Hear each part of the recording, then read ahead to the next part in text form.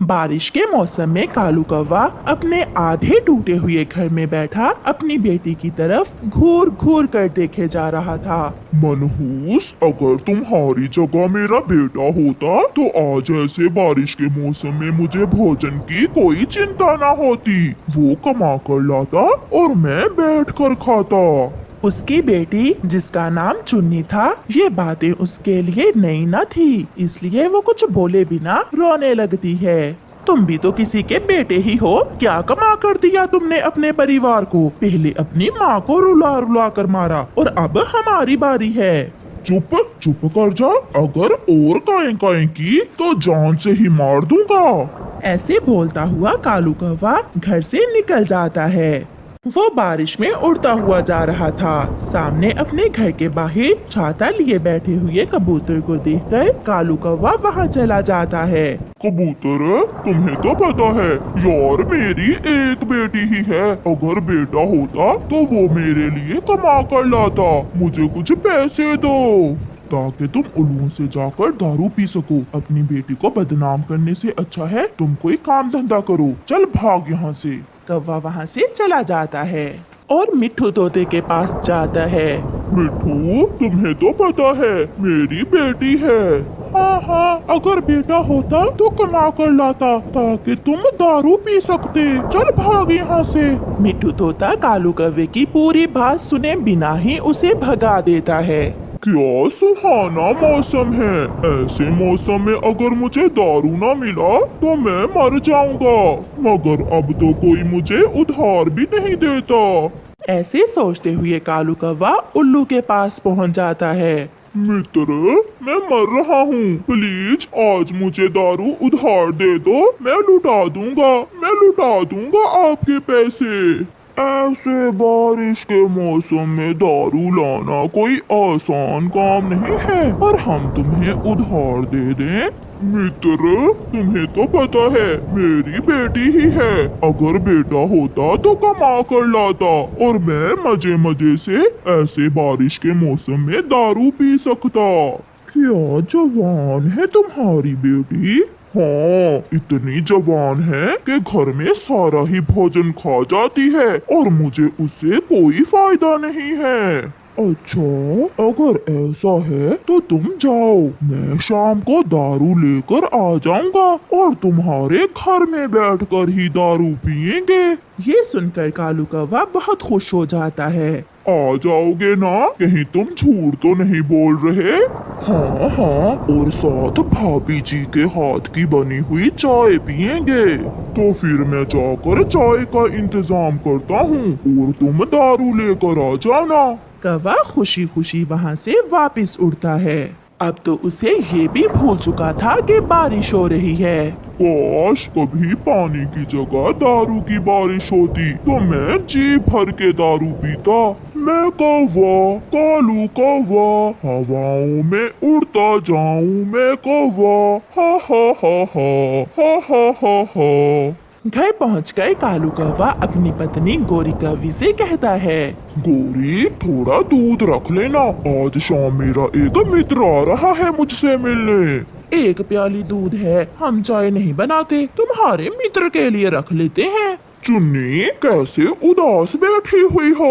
जाओ और जाकर अपने बाल संभालो। क्या कहेगा मेरा मित्र तुम्हें देखकर?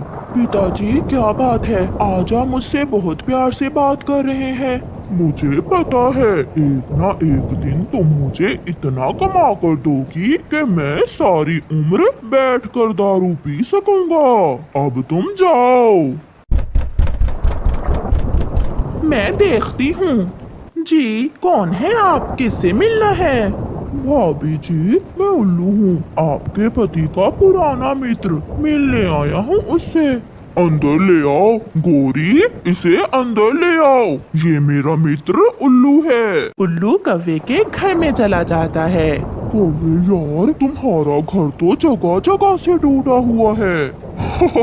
बारिश तो अच्छे से नजर आती है ना घर के अंदर से ही। फिर वो दोनों हंसने लगते हैं। गोरी, जाओ और मेरे मित्र के लिए चाय बना कर लाओ। गोरी रसोई में चाय बनाने चली जाती है। तो फिर लो और पियो दारू। कौवा झट से उल्लू से दारू लेकर पीने लगता है। तुम्हारा नाम चुन्नी ही है ना? बहुत सुंदर हो तुम, तेज चोंच और लंबी पूंछ, बहुत सुंदर हो तुम। कालू कौवा नशे में था। वो कहता है, मेरी तरह सुंदर है मेरी बेटी। पिताजी कितने बेशर्म हैं आप, अपनी जवान बेटी के सामने बैठकर दारू पी रहे हैं और कैसे कैसे पक्षियों को घर में ले आते हैं आप। आहिस्ता आवाज में बात करो। ऐसा कहते हुए कालू कौवा चुन्नी को मारने लगता है।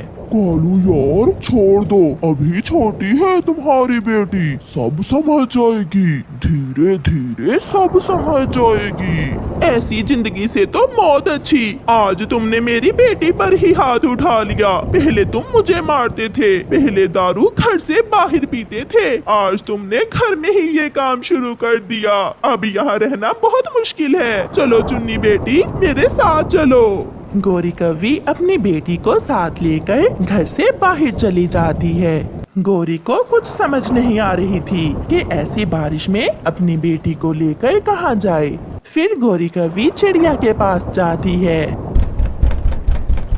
बहुत हो गया चिड़िया, अब मैं उस घर में नहीं रह सकती। आज तो कालू ने हद कर दी, मैं अब और बर्दाश्त नहीं कर सकती। शांत हो जाएं, गोरी शांत हो जाएं, आप दोनों अंदर आ जाएं। मैंने तो पहले ही आपसे कहा था कि उस शराबी के साथ अब आपका गुजारा नहीं होगा। जवान बेटी है तुम्हारी, अब अपना अलग घर बना लो। आंटी, आंटी, आज पिताजी ने मुझे बहुत मारा। चुप कर जाओ मेरी बेटी, चुप कर जाओ। रात गुजर जाती है। सुबह का सूरज रोशन था, बारिश भी रुक गई थी। बदलते मौसम के साथ गोरी कौवी का जीवन भी बदल गया था। वो और उसकी बेटी चिड़िया के घर के साथ ही अपने लिए अलग घर बना रही थी। मम्मा, मैं बड़ी लकड़ियाँ लेकर आती हूँ और सूखा घास भी लाना है बेटी। वो माँ बेटी बहुत खुश थीं। उन्होंने एक नए जीवन की शुरुआत की थी। दूसरी तरफ कालू कौवा दारू पीकर मदहोश पड़ा था। वो मरा नहीं, जिंदा था, मगर उसकी जिंदगी का कोई मकसद नहीं था। जंगल में तेज बारिश हो रही थी। मम्मा चिड़िया और उसके दो बच्चे, एक का नाम कुकू और दूसरे का नाम जूजू, अपने घर में बैठे हुए थे। वो सब बड़ी बेसब्री से खिड़की की तरफ देख रहे थे, क्योंकि ऐसी बारिश में पापा चिड़िया भोजन की खोज में गया हुआ था। बस थोड़ा और इंतजार करें बच्चों, आपके पापा आने ही वाले होंगे। कब आएंगे पापा? मम्मा, मुझे बहुत भूख लगी हुई है। बड़े भाई, बारिश तेज है ना, इसलिए पापा आज थोड़ा लेट हो गए। मैं भी आज पापा से बात नहीं करूँगा। पापा चिड़िया अपने बच्चों का भोजन अपनी चोंच में लिए तेज हवा और बारिश से लड़ रहा था।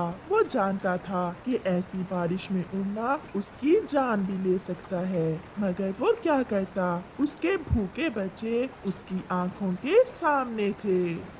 एक पेड़ से टकरा जाने के बाद पापा चिड़िया गिर जाता है। ज्यादा चोट नहीं है, ठीक हो जाएगी, मुझे जाना होगा, मेरा परिवार मेरी राह देख रहा होगा।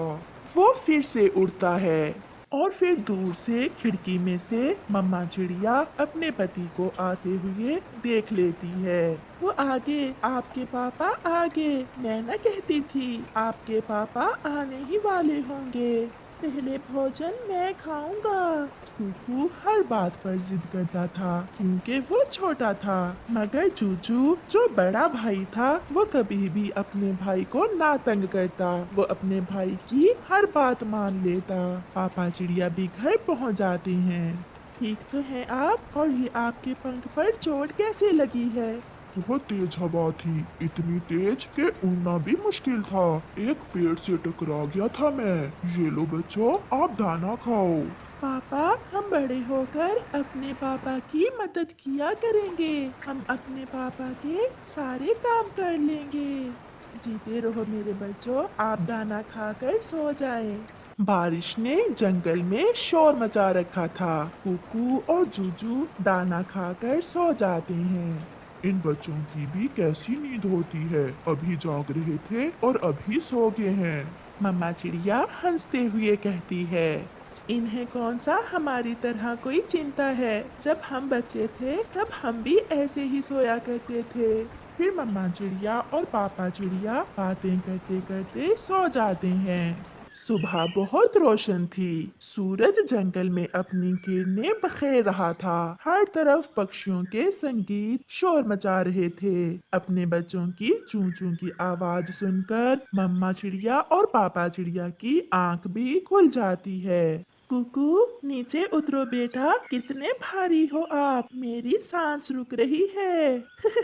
अब मैं बड़ा हो गया हूँ, इसलिए मेरा वजन भी बढ़ गया है। पापा, मैं आप जितना बड़ा कब होऊंगा? बहुत जल्दी है क्या आपको बड़े होने की बेटा? कुकू, बड़ों को सारे काम करने होते हैं, क्या आप सारे काम भी कर लोगे? हाँ, मैं अपने मम्मा पापा को कोई काम नहीं करने दूंगा। समय गुजरता गया। मम्मा और पापा चिड़िया अपने बच्चों को लाड और प्यार से पालते गए। बच्चे अब बड़े हो गए थे। वो सब नदी पर बैठे हुए थे। कुकू और जूजू फूलों से खेल रहे थे। अब मेरे पंख पहले की तरह मजबूत नहीं रहे, थोड़ा सा उड़ने से ही पंख थक जाते हैं। वो देखो हमारे नए पंख, हमारे बच्चे ही अब हमारे पंख बनेंगे। जैसे हम अपने बच्चों को पाल रहे हैं, बुढ़ापे में हमारे बच्चे ही तो हमारा सहयोग बनेंगे। हाँ, ये तो है। फिर पापा चिड़िया की नजर आसमान पर जाती है, जहाँ एक जालिम चील उनके ऊपर मंडला रही थी। बच्चों, मेरे पास आ जाओ, मेरे पास आ जाओ, जल्दी करो।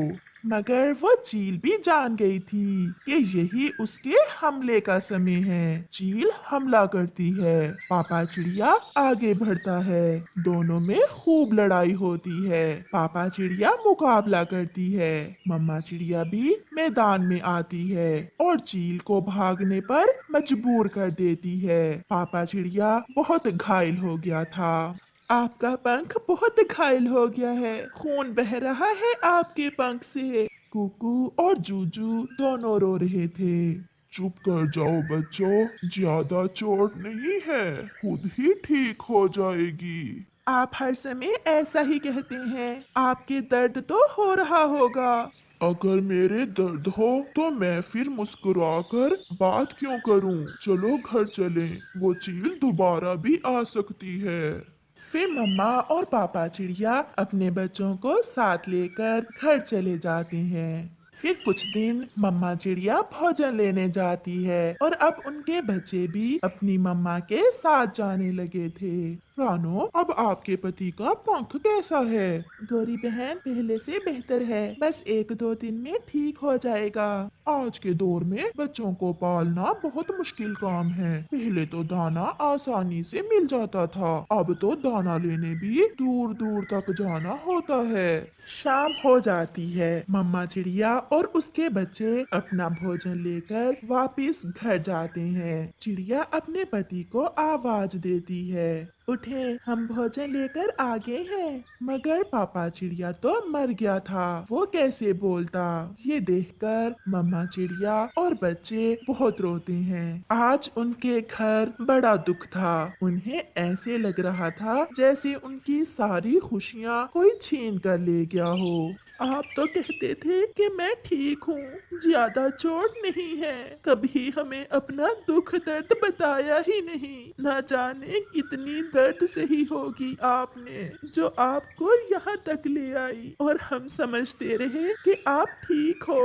मम्मा चुप कर जाए। मम्मा, जब मैं रात को जागा था तो पापा दर्द से कराह रहे थे। मैंने पूछा तो मुझे भी यही कहा कि मैं ठीक हूँ, आप सो जाओ। समय के साथ साथ उस परिवार का दुख थोड़ा कम हो जाता है। कुकू और जूजू अब अकेले ही भोजन लेने जाते थे।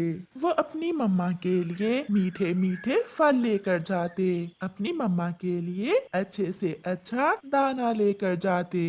भाई, ये मीठा फल हम मम्मा के लिए ले जाते हैं और हम दोनों भाई चने खा लेते हैं। हाँ भाई, मम्मा को मीठा फल बहुत पसंद है। ऐसे वो बच्चे अपनी मम्मा का बहुत ख्याल रखते। और फिर मम्मा चिड़िया दो सुंदर सी चिड़ियाएं देखकर अपने बेटों की शादी कर देती है। मम्मा, आप पापा को याद करके रो रही हैं ना? पापा हमें भी बहुत याद आते हैं, मगर आप रोया ना करें। मम्मा, आपकी खुशी के लिए ही तो हम जीते हैं। आपकी आंखों में आंसू देखकर हम भी दुखी हो जाते हैं। मम्मा, देखे तो आपकी बेटियां भी उदास हो रही हैं आपको देखकर। फिर मम्मा चिड़िया हंसने लग जाती है और वो सब फिर से खुशियों भरा जीवन गुजारते हैं। प्यारे दोस्तों, मम्मा पापा अपनी सारी जिंदगी अपने बच्चों को पालने में गुजार देते हैं, उनके लिए घर बनाते हैं, उनके अच्छे फ्यूचर के लिए अपनी जिंदगी गुजार लेते हैं और बदले में उनसे क्या लेते हैं? केवल एक मुस्कुराहट, वो भी अगर जीवन साथ दे तो। इसलिए कुकू और जूजू की तरह अपने मम्मा पापा को खुश रखें और उनका ख्याल रखें। आपका धन्यवाद।